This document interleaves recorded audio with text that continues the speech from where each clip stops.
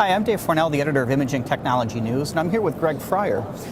We wanted to talk about some of the new trends that we're seeing on the show floor, some of the news that is coming out of the show, and also some of the new technologies we're seeing. And of course, we want to talk about trends and some of the things that we've been seeing, and let's say everyone has been seeing in the last few days. Patients first. Why don't you tell us a little bit more about that, since you sat in on that session? Well, we look at this, and I think that the RSNA has the right idea, and the heart's in the right place, and that is that we're looking at patients as being the most important recipients of this technology and the benefits of the technology. But clearly, if we look at the profession, we know that radiologists really are specialists who help other physicians. And the point being that when you look at the technology on the floor, it reflects and has reflected for a long time a patient-first kind of attitude. You look at, for example, we've seen for years on end Siemens talking about outcomes research and the need to focus on that which really has an effect on the patients themselves. And we see that again this year too. If you look at the kinds of technology that has the most effect on people, it's going to be that which has that effect on early diagnosis, allowing perhaps earlier therapy, or even differential diagnosis that allows the right kinds of treatment. And certainly we can see that in many different things. Now, we've talked about economic pressures as well. And almost the one thing that isn't talked much about here is that there's almost a new normal. I think a new normal acceptance here, where we were often lamenting in the past about how radiology and the rest of the world has suffered from macroeconomic changes that are beyond our control. And I think there's an acceptance now that that's how the sameness is going to be. We're going to look at economic conditions as they are going out 18 or 24 months from now. So we're seeing this reflected, wouldn't you say, also in the kinds of products that we're seeing? Absolutely. Most of the vendors that I've visited their booths, they have some sort of economical solution that is cost-effective, rather than having their Class A systems up in front and center. Okay. Now you've seen things specific to, let's say, like a dose, for example, which has been a topical issue for several years, going back even to the CT days of when GE brought out Acer, its algorithm, and then followed, of course, by Siemens and Philips with their iDose Philips, and Siemens with a variety of Iris and other types of algorithms. In addition to the technology that you mentioned with iterative reconstruction, I'm seeing a lot of different software solutions coming out for dose monitoring, and probably inspired by state legislation that's coming out that doses now are going to have to be recorded in several states. And in addition to that, I've also seen breast density solutions, to where several states are also legislating that you have to tell women if they have dense breasts, so they can possibly seek out other solutions. Isn't it interesting the way that legislature seems to want to try to find some way of pushing people to do things a certain way, when in fact it has to be really part of the culture? And I think even with the way that RSNA is looking at things now, where patients first, that is part of the culture, is looking at dose not as a singular kind of technological solution, but really something that has to go across the entire culture of radiology. Mm-hmm. I would agree. Okay, and you've also talked a little bit about, we talked about breast imaging and how it all fits in with multiple modalities and what you've seen, breast density measurements as being one of them. There's also the emphasis on, once you have dense breasts, what do you do? Mm-hmm. And there seem to be a myriad of solutions on the floor. Front and center this year seems to be the U-Systems automated ultrasound system with GE. Yeah, and that was just a recent acquisition by GE, wasn't it? Mm-hmm. Just announced at the show. Mm-hmm. So it's seen as a complementary technology to what GE is producing with its, well, for a long time, is digital mammography. Mm-hmm. And if you look at quantitation in itself, we look at mammography as one of those areas that is finding use for quantitative measures. We're seeing spectral mammography, even PET-CT certainly is one of the ones that more than other modalities has found a reason for quantifying versus depending completely on qualitative. And we're seeing that at the show quite a bit. Even in ultrasound, elastography. Mm-hmm. Supersonic Imagine has been a promoter of quantitative assessment for some time with their color-coded imaging, and now this year getting FDA clearance to produce numerically adjusted displays of colors, so that you're able to adjust the scale so that you can see a little bit more finer detail as to what reflects elasticity in those tissues. So there's quantitation having an effect. Mm-hmm.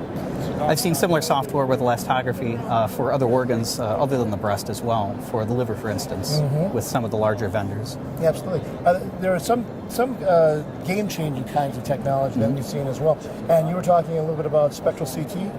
Yes, Philips is introducing a spectral CT system, 510K pending, so it's still a work in progress. But it uses a new detector that uses 2 layers, one on top of the other, so they could do a dual energy detection without having 2 detectors.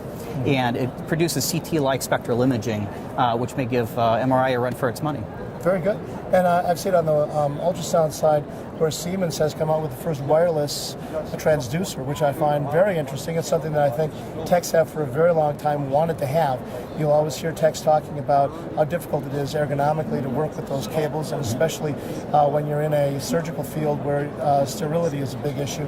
The one that we've seen is a point of care that would be used in an interventional area, or let's say just working with patients at the bedside, where really having a wireless ultrasound transducer makes a big difference. And Siemens introduced its first wireless transducer at the show. It eliminates the cable, so you don't have the tugging when you're trying to image a patient, and you could go up to 10 feet away from your imaging device. It's starting at point of care right now, but they're hoping to eventually refine the technology to go with some of the higher end systems. And there are challenges with doing that. I think if you look at the bandwidth necessary in order to transmit signal, the ultrasound system that they have right now, the wireless, is raw data. And most of the processing then is done at the station that is being transmitted to. But if you look at the kind of ultrasound that we've become used to with at the high end in radiology and in cardiology, you see a lot of pre-processing going on in the transducer. So you have a lot of challenges in miniaturization ahead. You also have to find the room in order to put that battery in there and that radio transmitter. So there's some challenges ahead for that. What did you think of the silent scan that we saw over at GE? Very impressive. Instead of having a noise equivalent to a sledgehammer hitting the side of a steel drum at 100 decibels. They've been able to knock it down through software and with new sequencing down to about the level of a bird chirping outside your window. Yeah, and I think that's something that deals specifically with patient comfort issues. And MR has, I think, dealt with them point after point as we go back to the 1990s with the closed systems, very long closed cylindrical systems, where they began to have open systems back then, and then they addressed the comfort issues with the ultra short and wide bore systems that have come and now become a staple of this industry. You saw something else that would be dealing with images and not using them, let's say like with a click of a mouse, but actually a flick of a finger. Well, in the surgical environment, your OR or even in a cath lab, where sterility may be a major issue, instead of having somebody else click and point and having the surgeon say, well, I'd like this image, no, that image over there, the surgeon could actually put their hands up. This is a display that it was being shown by Gesture, and it's a commercially available 510K approved this past summer. The surgeon puts the hand up, it automatically detects the figure, and they could actually reach up, grab something, push it with the other hand as if they're clicking, move the images onto the overhead screen, push, and then they could actually enlarge the image, and that all hands-free in free air. The kind of stuff we've gotten used to seeing in sci-fi movies. Yes. Siemens showed a similar device last year using a gaming console and to gain physician input, and there's a small player that came out ahead to actually introduce it to the market. Now, if we look at the OR and interventional, we see an interest in Philips in particular, looking at the MR-OR, where they are, and again, it's an older idea, but really looking at ways of making it a little bit more specific, especially in neurosurgery, where you really cannot optically tell the difference between malignant and healthy tissue. So you're able to slide that patient into a bore of the magnet in an adjoining room to the surgical suite, and then see the margin that needs to be taken out yet. So we've seen that. But I should also mention that on the interventional side, and this relates back to the dose that we were talking about, if we look at what Siemens has, and also just recently I just talked with some Philips folks that are also working in the interventional suite with reducing dose, some as high as 70 or even 80+% interventionally, by changing the way that they gather data, that they process that data, so that it's more efficient. And even in Siemens' case, coming out with a new tube design and a new detector design that does not sacrifice the image quality, but reduces dose. You're talking about their interventional labs? Yes. The new angiography systems that they're looking to introduce in 2013. Exactly, and we see this a lot of times entering Europe first. Certainly it was the case with Philips, their Allura Clarity, and we tend to see that with some of the technologies, more advanced technologies. The United States is still laboring behind the FDA's regulatory system, and we are not seeing as many new items coming into the U.S. market as we have seen going to the European market.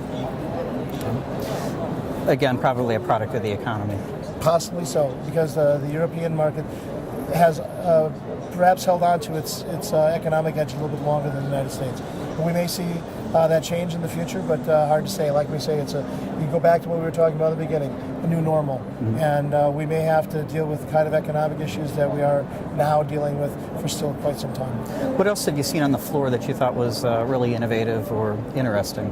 Well, I've seen certainly the one Medicalis calls it actionable reporting. Mm-hmm. This is something where they provide as a service. It overlays PAC systems such that you can bring up your report and identify very quickly for your referring physician that which needs quick action. Let's say on a scale of 1 to 4, you would identify it as on a basis of urgency. You would also be able to identify specifics that would stand out from that report. And then if you look at something on a simpler, even direct point of view, is something that SoftTech has, which is called Patient View. And this is specifically for the radiologist's use.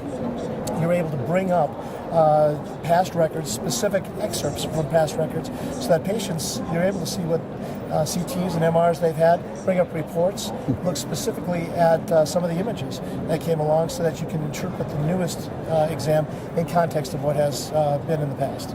I think those are probably examples of stage 2 meaningful use is going to require that you have remote viewing systems built into your EMR, into your PAC system, so imaging is much more accessible throughout the healthcare system. And I've seen numerous examples of remote viewing systems on this floor. One other thing I saw on the floor that I found very fascinating, I don't know